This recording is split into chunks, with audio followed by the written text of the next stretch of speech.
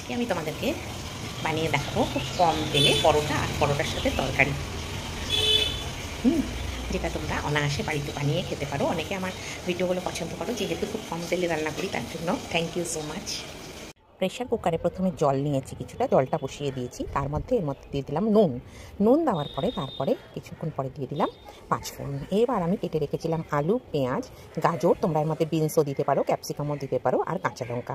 এই সব কেটে রাখা সবজিগুলোকে আমি এর মধ্যে দিয়ে একটু প্রেশার কুকারে সেদ্ধ করে নেব। প্রথমে সেদ্ধ করে নিয়ে আরেক দিকে আমি ময়দাটাকে চেলে নিলাম। চেলে নিয়ে তার মধ্যে দিলাম বেশ কিছুটা কালো জিরে দেওয়ার পরে তারপরে দিলাম নুন আর একটুখানি 1 চিমটির মতো খাবার সোডা দেবো, আর হচ্ছে চিনি, আর অল্প একটু সাদা তেল। যেহেতু খুব কম তেলে রান্না, সেই জন্য অল্প একটু সাদা তেল দিলেই হবে। এবার কিন্তু দিয়ে সবগুলোকে কিন্তু খুব ভালো করে আমাকে মেশাতে হবে। সেটা কিন্তু আমাকে নিজের হাত দিয়েই মেশাতে হবে।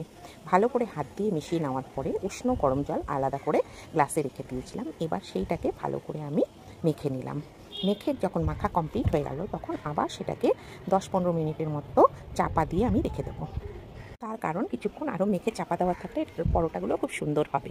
এইবার যখন আলুটা আমার সেদ্ধ হয়ে গেছে, এর মধ্যে আমি দিলাম, এবার প্রেশার কুকার খুলে তার মধ্যে আমি দিয়ে দিলাম বেশ কিছুটা গোলমরিচের গুঁড়ো আর কিছুটা বাটার দিয়ে এবার ওটাকে হাতার সাহায্যে ভেঙে চুড়ে নামিয়ে নিলাম।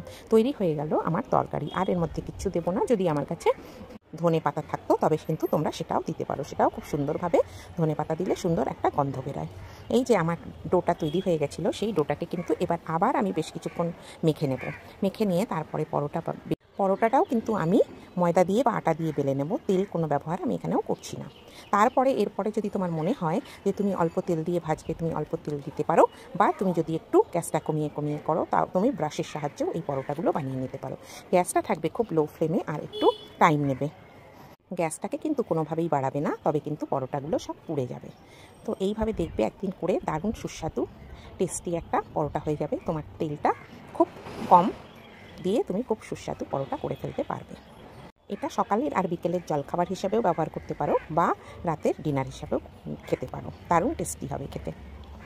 একদিন করে দেখো, দারুণ ভালো লাগবে। আর যদি তেল বেশি মনে হয়, তুমি পরোটাটাকে টিস্যু পেপারের মধ্যে দিয়েও আরও তেলটাকে সরিয়ে নিয়েও খেতে পারো।